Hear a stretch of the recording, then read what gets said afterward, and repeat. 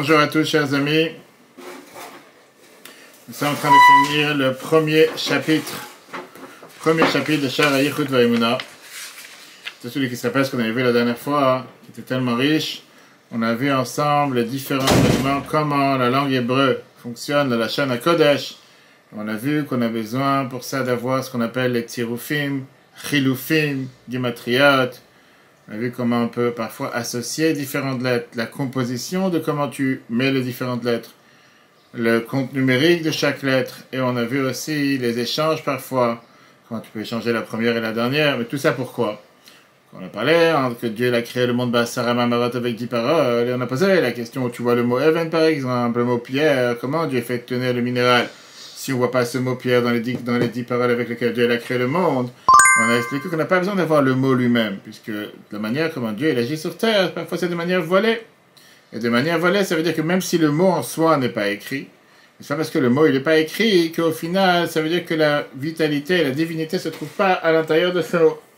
Et on a expliqué les différentes manières, comment on peut parler en hébreu, comment l'hébreu fonctionne. On parle bien sûr de l'hébreu de la Torah.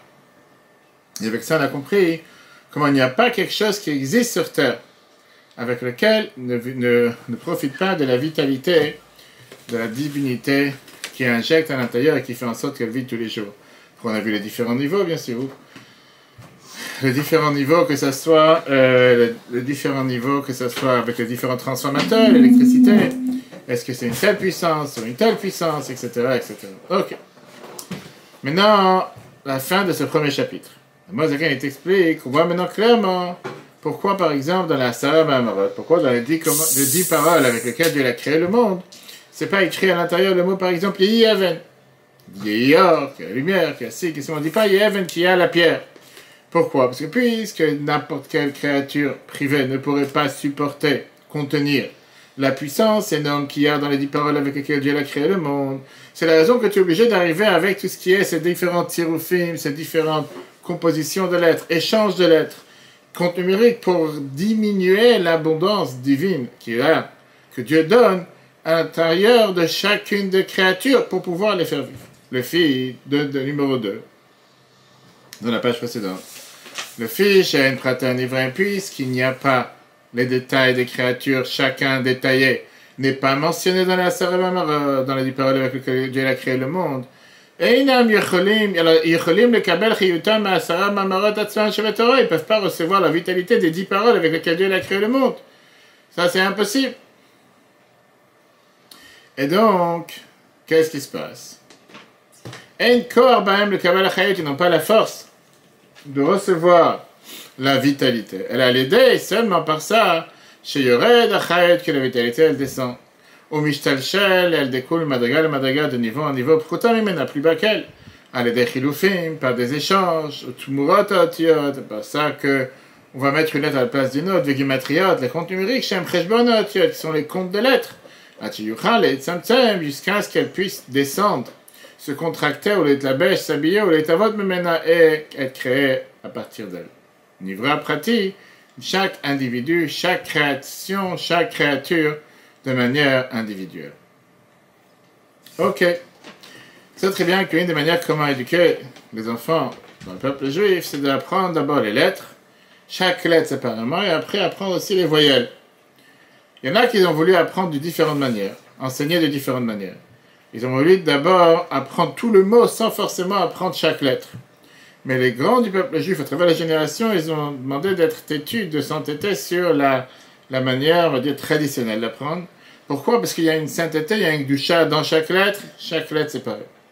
Une fois, le Mozakan, il a amené un des jeunes mariés qui était dans l'entourage et il lui a dit, toi, tu as le devoir de nourrir ta famille. Moi, j'ai le devoir d'apprendre à mes enfants la Torah. Viens, on s'échange. Vous avez la moitié de cette histoire avec la chanson.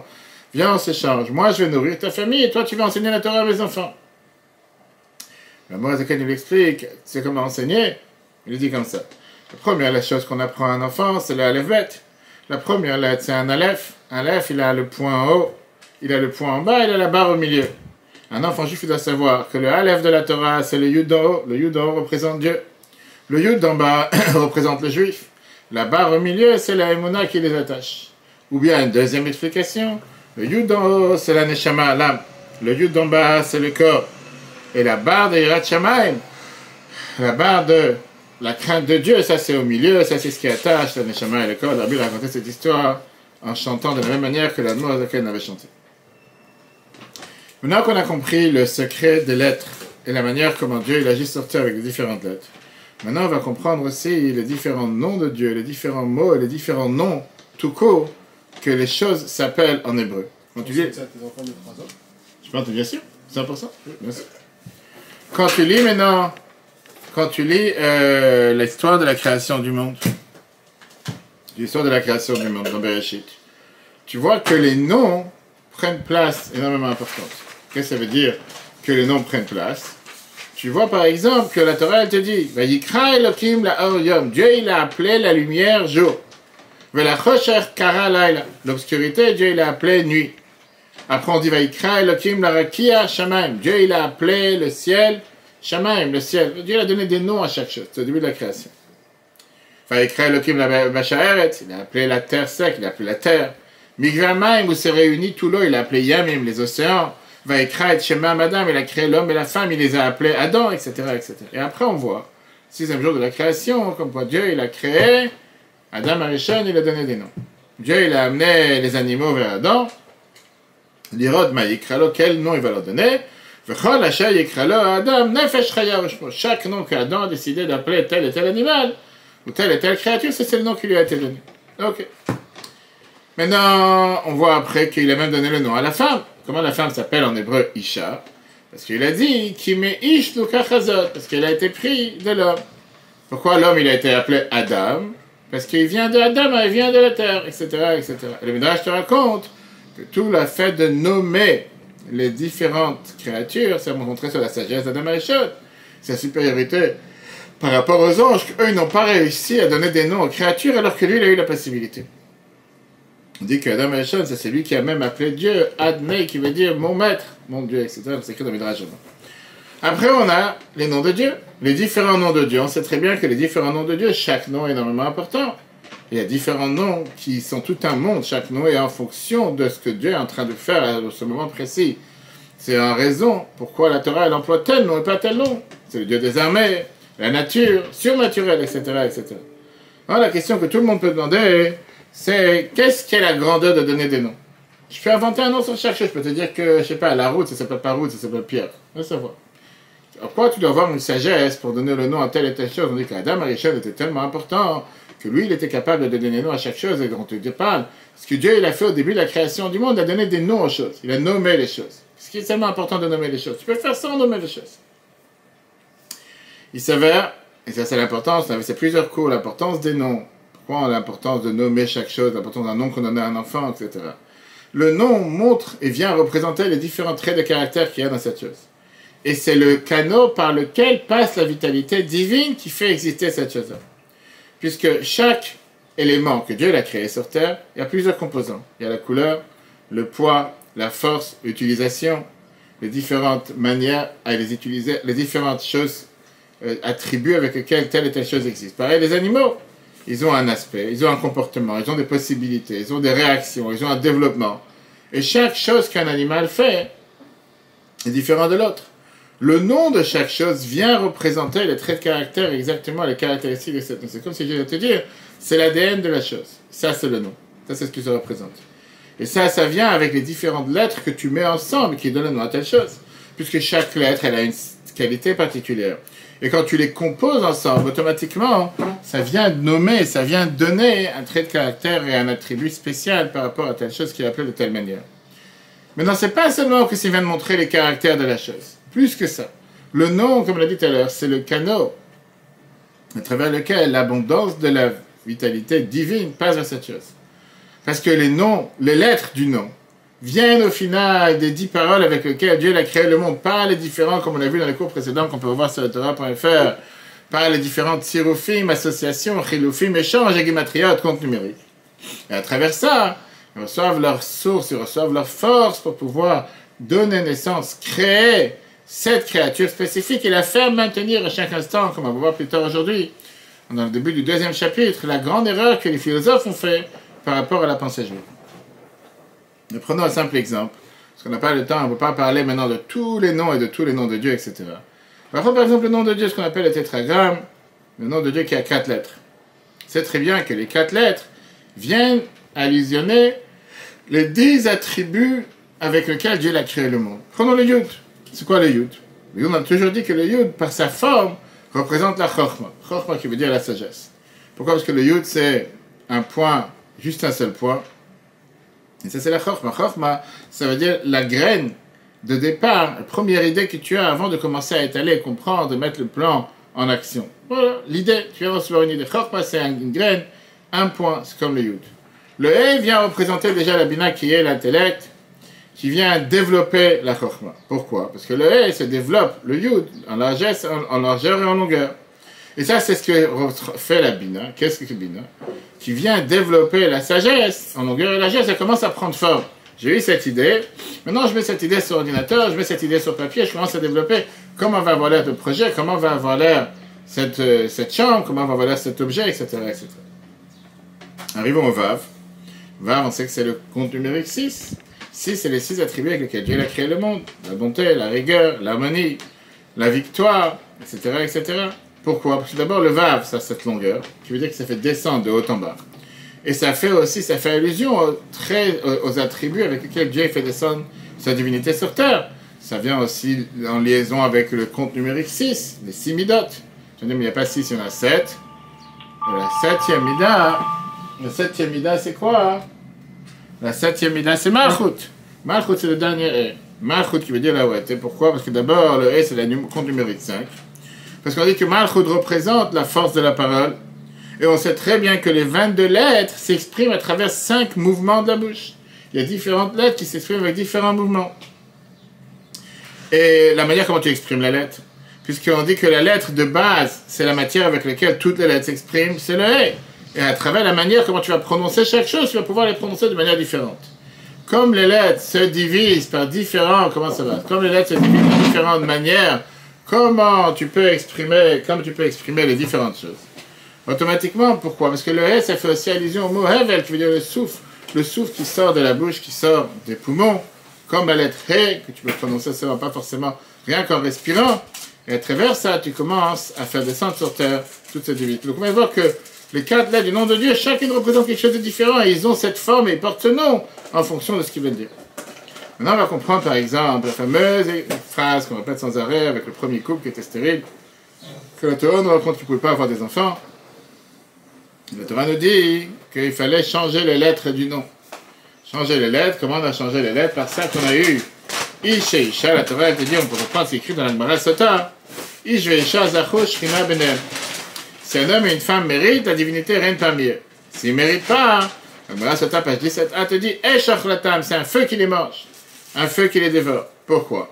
Parce que dans le mot Ish, c'est ici, oui. Dans le mot Ish, on a la version celui-là. Ici. Dans le mot Ish, tu as le mot feu. Dans Ish, tu as le mot feu, Esh, Aleph Shin. Dans Isha, dans la femme, tu as aussi le mot Esh, le mot feu. La différence, elle est quoi? C'est que chez l'homme, tu as le Yud. Chez la femme, tu as le He, qui représente les 2 lettres du nom de Dieu, qui va représenter la divinité. Alors tu vas me dire, pourquoi dans l'homme, il y a le Ish, et dans le Yud, et la femme le He? Pourquoi pas le contraire? C'est expliqué dans la Kamal. L'homme qui découle de la Chokhma, de la sagesse, Yud, qui représente comme un grain, une graine, un point. La femme découle de Bina, qui est l'intellect, qui vient développer, qui vient faire en sorte de mettre, d'élaborer ce plan, de développer le Yud qui est chez l'homme. Comme les Chachamim nous disent dans la Gemara, Nida, page 45, Bina yetera, Nida beisha. Il y a plus d'intellect chez la femme que chez l'homme. Quelle est la différence par rapport à l'enfant? C'est très simple. L'homme, il donne la graine au départ, au début de la grossesse, ça c'est le Yud.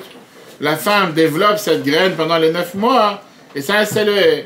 Et de là on comprend pourquoi chez l'homme tu as le Yud, et chez la femme tu as le He. Le Yud représente tout ce qui est la première graine, la base, la source, et la femme qui vient avec le He, qui développe cette graine pendant les 9 mois de grossesse, ou avec la sagesse qui développe ce premier point qui est la connaissance qui existe chez l'homme. Maintenant, on va comprendre pourquoi on avait commencé au début du chapitre 1, pourquoi Dieu il a dû changer le nom de Sarah de Sarai en Sarah, pour qu'elle puisse avoir des enfants. Maintenant, on comprend. Contrairement à la lettre Yud, qui symbolise seulement la graine, la lettre E symbolise tout ce qui est la grossesse, le développement de cette graine pendant les 9 mois. Puisque le nom de chaque chose, et le nom qui est donné à chaque personne, c'est le canot par lequel véhicule l'abondance divine pour pouvoir faire un changement que Sarah puisse donner naissance, il fallait d'abord faire un changement dans son nom, que son nom puisse donner la possibilité de donner naissance. Sarai, avec un Yud, était stérile, parce qu'il lui manquait cette force de développement que représente le He. Le He qui est cette force féminine. Elle avait un Yud qui est une lettre masculine. Dieu, il a changé le nom du Yud en He, par ça qu'il a rendu féminine et pas masculine dans son nom. Et automatiquement, à travers la lettre E, il lui a donné la force de pouvoir agir, de pouvoir enfanter. Maintenant, c'est comme si on allait dire que la naissance de Yitzhak, ce n'était pas un miracle surnaturel, c'était un miracle naturel. Le fait que tu as changé le nom, automatiquement, tu as changé la nature, automatiquement, elle peut donner naissance. Il y a des gens aujourd'hui que pour un oui ou pour un non, ils ne sont pas contents de leur nom, ils ne sont pas contents du prénom que leurs parents leur ont donné. Et que chaque fois tu reçois un appel avec des gens qui disent, monsieur le rabbin, j'ai pas eu de prénom. Alors quelqu'un qui n'a pas eu de prénom juif, il n'a pas eu de prénom. Quelqu'un qui a eu des prénoms, il dit, j'aime pas ce nom, je voudrais avoir un autre nom. Et parfois, tu as des gens qui te disent, et tu as même des gens qu'on appelle soi-disant des grands rabbins, ou des babas, on va dire, qui te disent, est-ce que ce couple, ils sont faits pour se marier ensemble? Donnez-moi les prénoms et je vais vous dire. Tu appelles des numéros verts ou sur des radios en Israël. C'est comment tu t'appelles, comment tu t'appelles? Non, c'est pas compatible. Pourquoi? Parce que tes prénoms, c'est pas compatible. Maintenant, on vient d'apprendre que les noms, ça a une profondeur et un sens important. Ce qui veut dire que justement, parce que c'est un sens important, des gens lambda comme chacun d'entre nous, on ne comprend pas la valeur des prénoms. On n'a pas le droit de s'amuser avec ça. C'est pas un jeu. C'est pas qu'aujourd'hui tu vas dire, bon, j'ai tel prénom, demain j'aime pas, je prends un autre prénom. Comme dans l'électricité, dans le courant, plus la tension est grande, plus le fait que tu t'occupes avec ça pour quelqu'un de normal qui n'a pas les gants et qui n'est pas habilité, qui ne comprend pas, il peut exploser à la place de vouloir commencer à tripoter des prises en pensant que tu connais tout. Tu risques d'amener plus de dégâts qu'autre chose. Il y a des choses qu'on ne veut pas toucher. Pour comprendre les noms, il faut d'abord être un grand chacham, comme Adam Arishon. Même les anges, ils n'étaient pas capables de donner des noms à chaque chose. Et il fallait, pour ça, avoir une certaine connaissance. Tous ceux qui te disent aujourd'hui sur la planète, qui comprennent le sens des noms, et qui peuvent décider si tel ou tel partenaire sont compatibles ensemble, c'est malheureusement des charlatans qui ne connaissent ni de leur droite ni de leur gauche. Ils connaissent absolument rien. Ils font ça pour de l'argent. Il faut s'éloigner d'eux comme du feu. C'est important de rappeler ce qu'a dit le Harizal, que le Maguide de Mezrich ramène ça. Encore une fois, je ne parle pas maintenant de quelqu'un qui est malade, que Dieu nous en préserve, qu'il a un mauvais... que c'est... Alors c'est ça qu'il faut se renseigner. Il faut se renseigner. Comme non, je parle même dans des gens qui changent de prénom en fonction de comment ils changent de chaussettes. Parce qu'aujourd'hui, le business il n'a pas marché, ou parce qu'aujourd'hui il fait trop chaud, il fait trop froid, ou les vacances, on va savoir. La Riza, elle ramène ça, le Maguide de Mezrich, élève du Baal Shem Tov. Et le Rabbi rappelait ça des centaines de fois. Quand les gens demandaient au Rabbi quel prénom donner à mon enfant, le Rabbi rappelait à chaque fois, c'est connu ce que la Riza lui dit. Auteur de la Kabbale, qui a écrit, non, pas vrai, pas vrai. Très rarement, le Rabbi s'est mélangé en donnant un conseil réel. Parfois, les gens demandaient au Rabbi, je voudrais donner tel nom, est-ce que le Rabbi l'approuve ou pas? Mais en réalité, le Rabbi, à chaque fois, il disait ce que la Riza dit, qu'il y en a dans les Maguide de Mezrich, que quand les parents veulent donner un enfant, un nom à un enfant, Dieu leur donne une petite prophétie pour donner à cet enfant en fonction de ce qui est valable pour l'aneshama de cet enfant. Et ça, c'est le canot vital spécifique à travers lequel cet enfant va recevoir sa vitalité, comment Dieu va le faire vivre sur terre jusqu'à 120 ans. Pour ça, le Rabbi faisait énormément attention de ne pas se mélanger dans la décision des parents. Chaque fois, il disait, c'est qu'on dit que la réalité, c'est aux parents de choisir. Ça ne change pas, comme j'ai dit, que dire que le Rabbi l'a jamais proposé, il a lui proposé. Mais c'est une proposition, le Dieu c'est les parents décider. Alors ça veut dire quoi? Quand les parents ils choisissent des prénoms qui n'ont pas de sens, et qui veulent absolument rien dire, ça veut dire que Dieu il a décidé que ça c'est le prénom. Non, malheureusement ils n'ont pas été éduqués, malheureusement ils ne savent pas, malheureusement ils ne comprennent pas la valeur d'un prénom. Et qui m'ont donné un prénom de tendance anglaise, un chanteur anglais, où j'ai oublié le nom de prénom que j'entends récemment, qui sort de nulle part. Mais c'est sûr que c'est pas à travers ce prénom qu'on va passer la vitalité de cet enfant. C'est-à-dire quoi? Alors qu'est-ce qu'on va faire? Il faut changer tous ces prénoms? Non, il faut apprendre, il faut se renseigner. Comme tu dis, il faut demander avant de donner un prénom, parce que c'est pas juste un simple prénom, c'est le canot par lequel la vitalité passe pour pouvoir faire vivre cet enfant et cette personne en bonne santé. Regarde ce que la mort termine la fin du chapitre numéro 1. Ça, c'est le nom qu'on appelle à cette créature de la Shana Kodesh en hébreu. Hukli, c'est un ustensile. Les chayut ametzumtzam pour la vie qui est contractée. Dans les lettres de ce nom. Chez Nishtalshel, qui découle Maasar Amamarot Shebatorah. Qui découle des 10 phrases, des 10 paroles qu'il y a dans la Torah. Chez Yeshbaim Koach Vechayut Livro Yeshmein, qui ont la force et la vitalité de créer Yeshmein, d'existant du néant, ou la Chayator le Olam, de le faire vivre éternellement. Pourquoi? Parce que de Raïta avec Uchabri ou Kolachad. Parce que Dieu et la divinité sont une seule. Dieu et la Torah, pardon, sont une seule chose. La fameuse histoire que la Gemara nous raconte justement sur ça. Et ça rejoint ce qu'on vient de dire, l'importance des prénoms et l'importance de ne pas faire n'importe quoi. Et pas tout le monde peut comprendre dans les prénoms. La Gemara Yoma, page 83b, Rabbi Meir, Rabbi Yehuda et Rabbi Yossi marchaient dans la route. C'est parti dans le chemin. Rabbi Meir, il avait l'habitude d'être Medaïk Bishmel, il avait l'habitude de faire attention à chaque prénom. Quand il disait, je m'appelle Gabriel, il disait, ah, on va savoir cette personne, elle est telle et telle. Rabbi Yehuda et Rabbi Yossi, il ne faisait pas attention au prénom. Ils sont partis dans un motel. Et ils ont demandé aux personnes, le patron de l'hôtel, du motel, le comment? Pas le garagiste, motel, l'aubergiste. Ils lui ont demandé comment il s'appelle. Ils lui ont dit, le patron il s'appelle Kido. Comme Keda, Kido. Rabbi Meir, il a dit, ah, si c'est comme ça, c'est un rachat. C'est une mauvaise personne. C'est Rabbi Meir qui parle. Pourquoi? Parce que c'est écrit dans la Torah, dans l'Antélim, qui dort à Fouchatema. Dans la Torah, dans le Dvarim. Qui dort? C'est 2 mots, mais que tu associes avec qui dort. Une génération qui est totalement inversée, qui est totalement mauvaise. Rabbi Yehuda et Rabbi Yossi, qu'on a dit tout à l'heure, ils n'avaient pas attention au prénom. Pas dormir le soir. À l'époque, il n'y avait pas de coffre-fort dans l'hôtel. Et ils ont donné leur porte-monnaie. Je ne sais pas qu'est-ce qu'ils avaient à l'intérieur. À l'époque, s'il y avait des pièces ou quoi, ils ont donné ça dans les mains de ce patron de l'auberge. C'est lui qui gardait dans le coffre-fort qu'il avait dans Akido, exactement. Rabbi Meir, il n'a pas donné ce porte-monnaie. Le lendemain, ils sont partis le voir avant de partir de l'hôtel. Ils ont dit, rends-nous le porte-monnaie. On s'en va maintenant. Et lui, il a dit, la Adam, lo ayud varim meolam. Puis il ne m'avait jamais rien donné. Pas de caméra à l'époque. Il n'y a pas de caméra, il n'y a pas de preuve, on n'a rien écrit. Alors, Rabbi Meir, il leur a dit, pourquoi vous n'avez pas fait attention à son nom? Mais vous avez dit qu'il s'appelle Kidour, c'est un voyou. Il m'a fait pour. Et ils ont dit, pourquoi tu ne nous as pas prévenus? Parce qu'ils n'étaient pas ensemble quand ils ont enregistré à Odesse, tu vois, chacun était dit, Black Baraka. Il leur a dit, le nom peut te donner un doute par rapport à la personne, mais ça ne fixe pas à 100% qui est cette personne. Moi, je n'ai pas voulu prendre de risque. Donc, je vais vous dire maintenant, il faut faire attention. Vous avez fait ce que vous voulez. Donc, Mara Yoma, page 83b. Maintenant, est-ce que ça veut dire qu'il faut être superstitieux? Et Dieu, tu vois quelqu'un qui s'appelle, je sais pas, avec tel ou tel prénom de telle ou telle religion, c'est forcément un voleur ou un tourneur de tête. Non! Ça montre qu'un prénom, donc Mara te raconte qu'on vient de voir, un prénom, c'est à travers lequel véhicule.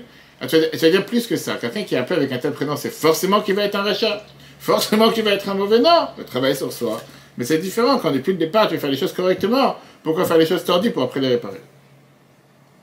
Si on résume le chapitre 1 qu'on vient de finir, le chapitre 1 de Sha'arichut V'Emunah qui est fondamental, t'explique comment la Shana Kodesh, l'hébreu, est particulière du fait que chaque lettre a son sens et sa sorte d'abondance divine qu'elle reçoit comme différentes prises, différents transformateurs qu'on a expliqué dans les 3 derniers cours qui nous expliquaient le chapitre 1 de Sha'arichut V'Emunah. Et le fait d'associer les lettres ensemble en un seul mot, c'est ça qui sont les composants. Comme tu as, quand tu fais un gâteau, tu n'as pas le menu, tu as la liste des ingrédients qui vont faire en sorte que tu vas avoir telle ou telle abondance. L'abondance à la source vient d'Asara Mamarot, des 10 paroles avec lesquelles Dieu a créé le monde. Par différents échanges, ça arrive à chaque créature sur Terre. Le nom d'une personne est l'ustensile à travers lequel l'abondance divine arrive chez lui. Quel est le message qu'on apprend de ça? Les mots créent une situation, créent une existence. Le monde entier se tient grâce aux lettres. Et nos mots ont une force particulière. Et c'est pour ça qu'on doit faire attention aux mots qu'on emploie. La Torah te dit dans Bamidbar. On est en train d'apprendre en ce moment le livre des Nombres, chapitre 30, verset 3. Lo yachel devaro. Tu ne dois pas profaner tes paroles. Qui veut dire, considère pas que tes paroles-là, c'est en vain ce que j'ai dit. J'ai dit, c'est pas forcément. Il y a une sainteté dans les mots que tu dis. Le mot Amelach était chacham mikol adam. Qu'il était la personne la plus intelligente de tout être. Il a dit la fameuse phrase, on a parlé de ça plusieurs fois avec plusieurs histoires, dans Mishle, chapitre 18, verset 21, Amavet ve'achaim bi'yad Hashem. que la mort et la vie dépendent de la langue. Comme les histoires avec Taviav dit qu'il est parti envoyer son serviteur pour aller chercher quelque chose de bien au marché, il a ramené une langue, il a dit ramène-moi quelque chose de mal, il a ramené une langue, il a dit tout dépend de ce que tu fais avec, etc. Qu'est-ce que ça veut dire? Plusieurs choses. Tout d'abord, faire attention de ne pas faire des vœux pour faire des vœux, ou jurer pour jurer, comme certains aujourd'hui font attention à pour oui, pour non. Je te promets, je te dis, je serai là à telle heure, je serai là à 12h30, etc., etc. Et si quelqu'un il dit quelque chose, hein? Blineder, exactement, c'est le blineder. Les gens disaient sans vœu, c'est quoi? Deuxièmement, si quelqu'un il a lui fait un vœu, il faut accomplir son vœu. Et dans certains cas, c'est sûr que tu as parfois une situation qu'on fait à ta Nedarim, c'est pour ça qu'on enlève les vœux la veille de Rosh Hashanah. Mais tu as le devoir d'accomplir tes vœux. Troisièmement, et ça c'est le plus important en ce qui nous concerne, même si ça ne concerne pas le public présent, parler avec une langue propre. Pas parce que, comme tous les adolescents, pas tous, mais comme beaucoup d'adolescents aujourd'hui, comme des gens qui parlent en verlan, ou on va savoir utiliser des mots sales. Plus que ça, on a vu avec le rabbi qu'il était vraiment, vraiment extrême dans la manière comment il faisait attention dans n'importe quelle situation, même pour des phrases de la Torah et de la Gemara qui mentionnaient de ne jamais mentionner le côté négatif. Toujours dire le côté positif ou si c'est pas positif. Le bon penchant ou le penchant qui n'est pas bon. La vie ou son contraire. Alors c'était des phrases qui prenaient parfois de la Torah, des heures que la Torah le dit. On a vu dans la manière de parler, mais c'était extrême. On n'a pas vu sur Terre dans notre génération quelqu'un d'autre qui fait tellement attention à que ne pas mentionner le mot qui voudrait dire le contraire qui est négatif. C'est très bien que dans la Torah, quand la Torah te parle du Maboul, du déluge, la Torah te dit clairement, Abeima Teora, prends l'animal pur, et Abeima Asher Enena Teora, et l'animal qui n'est pas pur. Tout le monde demande la question, la Torah, elle fait attention pour écrire une lettre en plus ou une lettre en moins, et là elle te rajoute tellement de lettres en plus, elle peut te dire l'animal impur. Pour dire l'animal qui n'est pas pur, pour nous apprendre justement, je te dis que la Torah voulait apprendre qu'on doit toujours accentuer et parler avec le côté positif, beaucoup plus que choisir le côté négatif. Et donc à la place de dire mal, dire pas bien. À la place de dire un hôpital en hébreu, Bet Cholim, la maison des malades, Rabbi s'est battu pour qu'en Israël ils ont changé ça, c'est l'hôpital à l'Agna de Natania, d'appelait ça Beit Refoua, la maison de la médecine, le centre médical, au lieu de dire le centre des malades. Il avait parlé par rapport aux handicapés de Tzahal, quand ils sont venus les voir en 1977, le fameux discours, qui avait dit, je ne peux pas supporter qu'on vous appelle avec un nom tellement dégradant, Nechei Tzahal, les handicapés de Tzahal. On devrait vous appeler les Metsuyané Tzahal, les spéciaux de Tzahal. Chaque connotation qui peut avoir une connotation négative ou mal, pourquoi? Parce qu'en règle générale, il y a une phrase qu'on dit, active ta parole à Satan. N'ouvre pas la bouche pour le Satan. Qu'est-ce que tu dois parler du mal? C'est-à-dire, va savoir si tu as fait telle et telle chose, il va t'arriver. Qu'est-ce que ça veut dire? La parole, elle a un sens, la parole, elle veut dire quelque chose. De l'autre côté, avoir une bonne langue, une bonne langue. Qu'est-ce que ça veut dire une bonne langue? Éviter, bien sûr, de parler du mal ou des mauvaises paroles, même si c'est des choses vraies. Et au contraire, utiliser sa parole pour dire du bien. Bénir le peuple juif.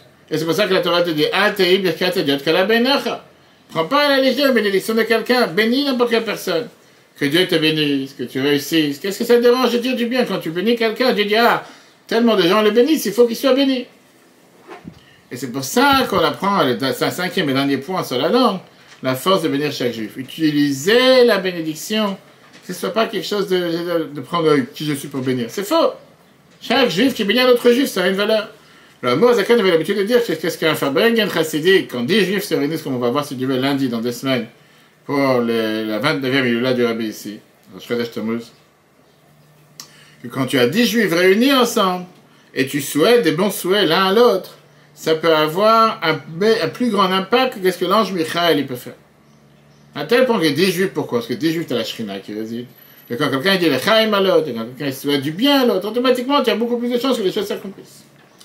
Maintenant qu'on a appris dans ce chapitre, comme quoi Dieu fait tenir le monde à chaque instant. Même après qu'il a créé le monde il y a 5783 ans. Maintenant, on va voir le deuxième chapitre, on va entrer encore dans beaucoup plus de détails. Pourquoi ça doit être d'une manière pareille? Pourquoi ça ne peut pas être fait que Dieu avait dû créer le monde au départ, et maintenant c'est une machine qui tourne. Comme on l'a vu que quand quelqu'un crée une voiture, crée un bâtiment, on n'a jamais vu que l'architecte il est attaché au bâtiment, ou le fabricant de la voiture, il est attaché à la voiture, il a créé la voiture elle passe, elle fonctionne, merci, au revoir. Peut-être sur le bâtiment, dans certains bâtiments parisiens, c'est écrit dehors, tel architecte en 1940, je ne sais pas quoi, merci, tu connais pas, la vie continue. Et ce que la Zaken va développer dans ce chapitre 2 qui est merveilleux, quelle était l'erreur des philosophes? Quelle était la grande erreur qu'ils ont fait en disant que le monde n'a pas besoin d'avoir la surveillance de Dieu, le monde n'a pas besoin d'avoir existé à travers la force de Dieu. Le monde peut vivre tout seul, c'est une machine de guerre que Dieu l'a créée, ils ont affirmé que le monde n'a pas besoin de sa puissance et la supervision de Dieu, il peut exister par lui-même, pour n'importe quelle autre chose.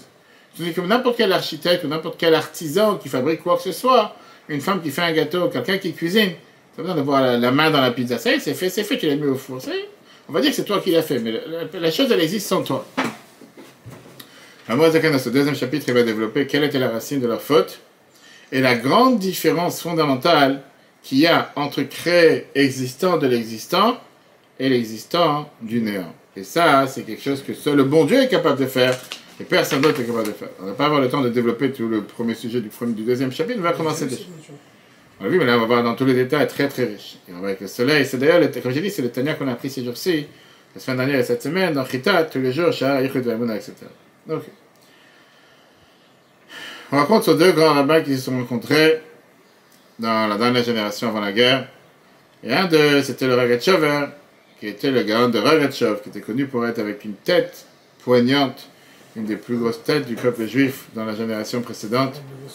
Et il était un des trois personnes qui a donné la smicha au Ravi, le diplôme rabbinique. C'est vraiment quelqu'un qui, là, aujourd'hui, il y a des écrits de Rogatchover qui sont très très condensés en quelques mots. Des fois, il faut parler des heures et des heures pour comprendre. Bref, il a vu ce deuxième rabbin, il lui dit « Mazal tov pour ton mariage ». L'autre lui dit « Mais quel mariage? Je me suis marié il y a des dizaines d'années. Maintenant, je suis en train de marier les petits-enfants. Pourquoi tu dis Mazal tov ?» Il a dit « Parce qu'il y a un débat dans la halakha. » C'était un très très grand, je dirais, encore une fois, un génie de la Torah. Est-ce qu'un mariage, c'est une action une fois qui s'est passée au moment de la choupa, ou c'est une action continuelle qui continue tous les jours? Est-ce que je me suis marié ou je suis marié? En français, c'est le même mot. En hébreu, c'est pas la même chose. Est-ce que je me suis marié à 25 ans, comme cette semaine, ça dépend de 25 ans? Ou bien non, chaque jour que tu es marié, tu te maries, mais non, c'est quelque chose de nouveau.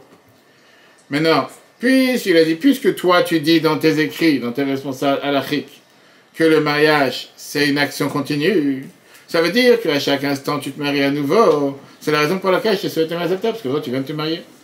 C'est pas quelque chose du passé, c'est quelque chose du présent. Ça, c'est l'histoire. Quel est le débat? Quel est le débat? Est-ce que le mariage, c'est quelque chose qui est continuel ou c'est quelque chose qui est une fois et qui s'est arrêté au bout d'une fois? D'ailleurs, il y a le même débat, halachiquement parlant, avec la circoncision que la Torah te dit. Est-ce qu'il y a une mitzvah de faire la circoncision ou d'être circoncis? C'est très différent. Qu'est-ce qui se passe si plusieurs années plus tard, si parfois tu as le prépuce qui repousse ou qui est recouvert? Est-ce qu'il y a une mitzvah d'être circoncis ou de se circoncire? Deux choses différentes. Okay. Mais là, par rapport au mariage. Et ça, c'est le débat. Est-ce que le mariage, c'est quelque chose de naturel qui est totalement compréhensible? Et donc, ça suffit d'une action pour unir les deux partenaires? Ou bien, c'est pas quelque chose de continuel? C'est pas quelque chose qui est facile. C'est un miracle de tous les jours, puisque l'homme et la femme sont totalement contraires, n'ont rien à faire ensemble, et chaque jour, il faut renouveler ce lien. Chaque jour, il faut, comme les plantes, il faut donner à boire aux plantes, pareil. Il faut s'assurer de développer le lien. Et tu ne peux pas te suffire du fait que dans le passé, on s'est marié il y a tant d'années, etc. Alors, quand tu demandes aujourd'hui à n'importe quel jeune couple, est-ce que le mariage c'est une action d'une seule fois, ou c'est quotidien, ou c'est tous les jours?